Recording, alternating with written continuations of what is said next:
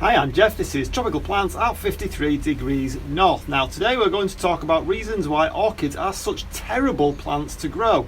Now then, this is a bit tongue-in-cheek, and obviously I grow a lot of orchids and I really enjoy it. However, this is a bit of a whinge, bit of a moan, and if you live in a climate like mine in particular, then you might want to watch along and see why I think orchids are a terrible choice to grow in the UK or a UK type climate. So let's jump in.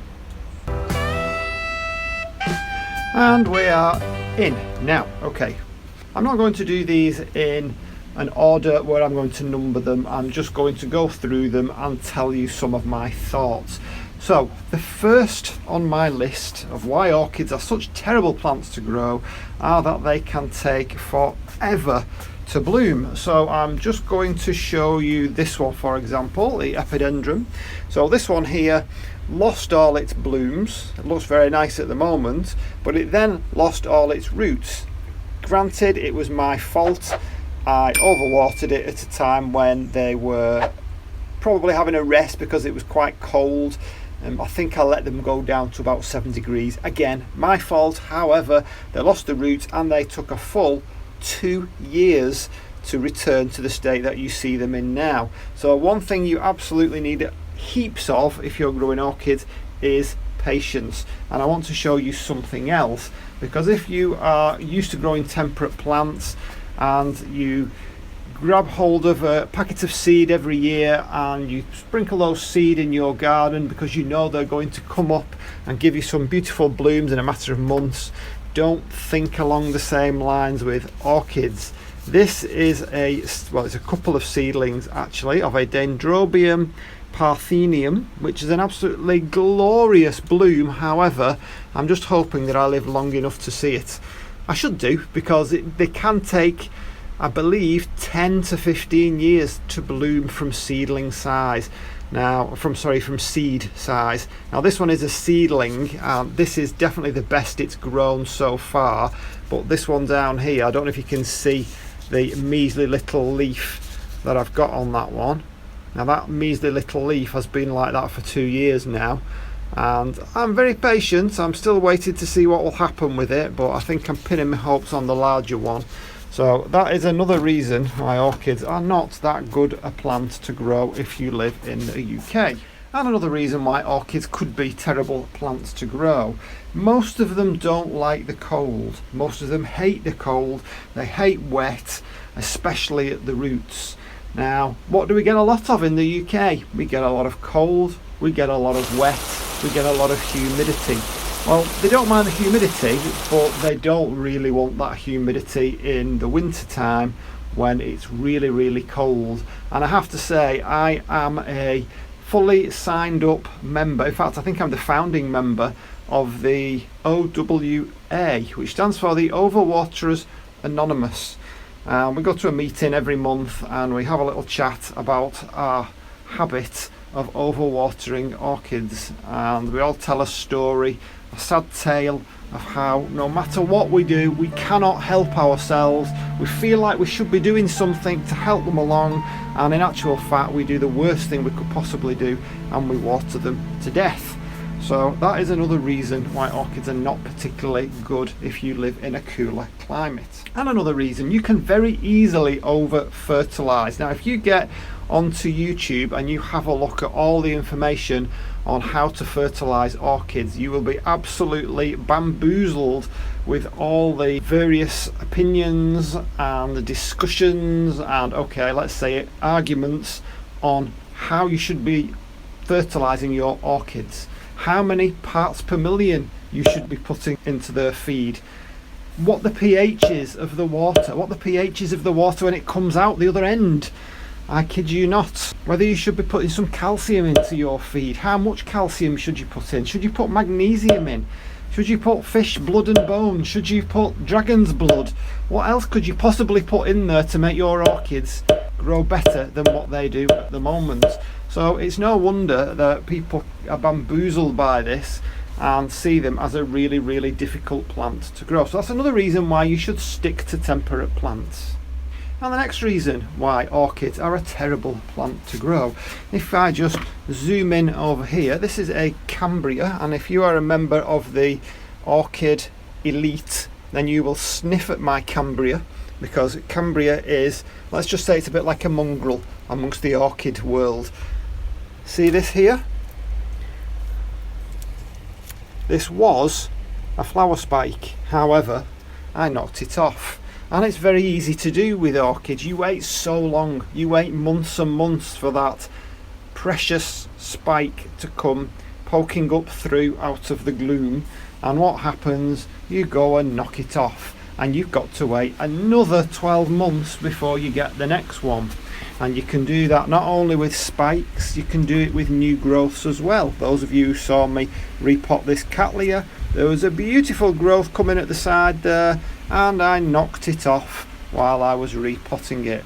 So that is something that if you're growing orchids you get used to. However, it's not a benefit of growing orchids, it's a hazard, and it should come with a label on it saying be very extra careful, because if you knock off this spike, if you knock off this new growth, you will have to wait until you turn grey before it comes back again. So that's another reason why orchids are terrible plants to grow. So let's talk about the lighting. Well, I've had to pay lots of money for my lighting, and orchids are very, very sensitive to this. They like just the right amount of lighting. If you give them extra in terms of hours, then they don't really like that much. They like to just have the right amount, and they don't like too little light either. They just like to have the right amount.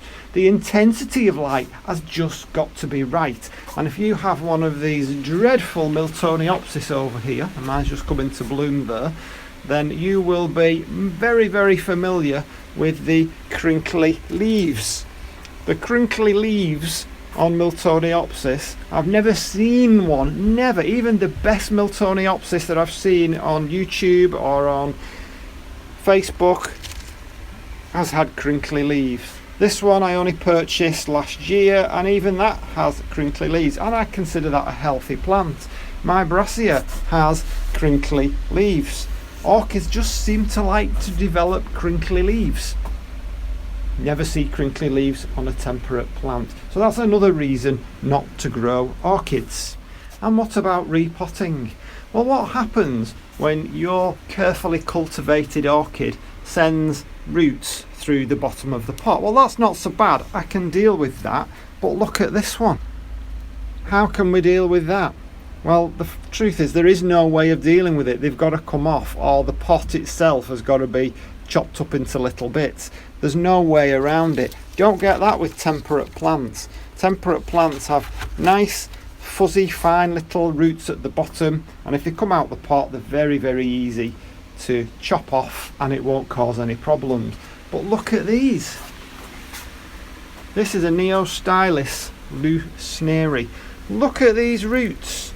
Now, what's my problem with this? Well, the main problem is I can't actually fit it into my bucket anymore. It's getting that big. The roots are going in all directions. It smells very nice, but look at this one. This is my Vanda. Roots all over the place. I can't get it into my bucket to water it. What am I to do? Terrible, terrible plants, and not a good idea to try and grow them, because I promise you, you will just be constantly tearing your hair out if you have any. And then of course there are the ones that don't bloom. The ones that don't bloom ever. I'm talking about ever.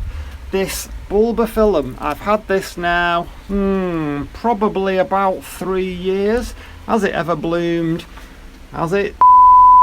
I've done everything with it. I keep it at a minimum of 18 degrees. I water it faithfully, but has it ever bloomed for me? No. Has it produced leaves? Yep. Roots? Yep.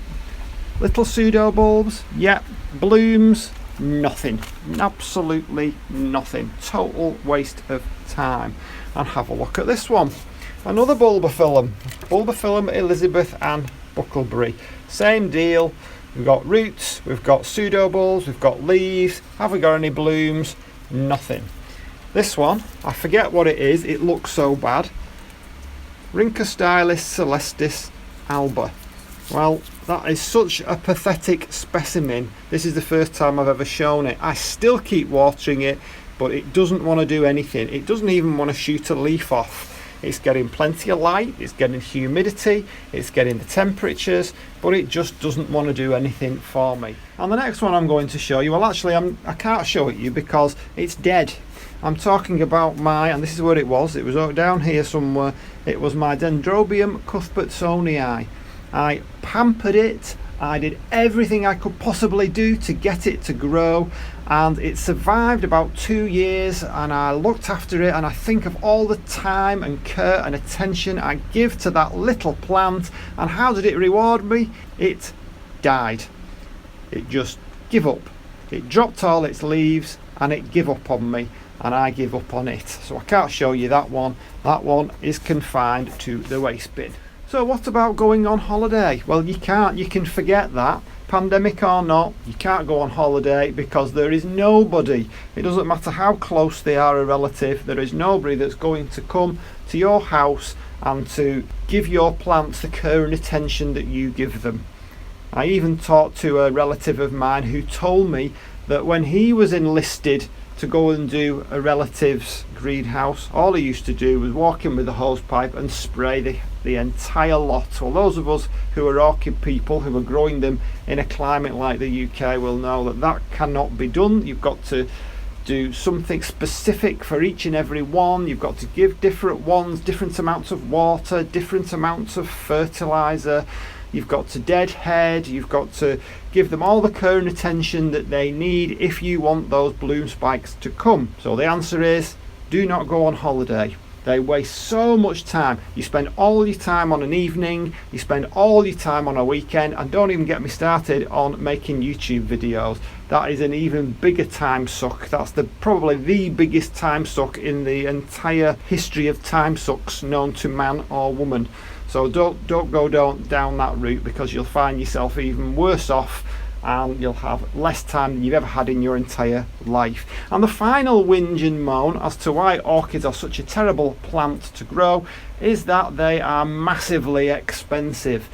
Not just the greenhouse and the gadgets and the humidifiers and the fans and the heating and the lighting and the shading and the bubble wrap and all the other different gadgets that we have to keep our orchids looking as they do. The plants themselves are also expensive, and you can expect that the plants that you buy, a number of them are going to end up in the bin. So I would definitely say, if you are thinking of growing some plants in a greenhouse in a climate like the UK, stick to tomatoes. So I hope you enjoyed that kind of tongue-in-cheek whinge over why orchids are a terrible plant to grow, and one of my videos coming up in the future will be why orchids are such an awesome plant to grow. So I'll leave you on the worst looking Miltoniopsis in the world, which is looking a little bit better at the moment because it's got a bloom on it. So give us a thumbs up if you enjoyed it, and for now I will see you on the next one. Bye!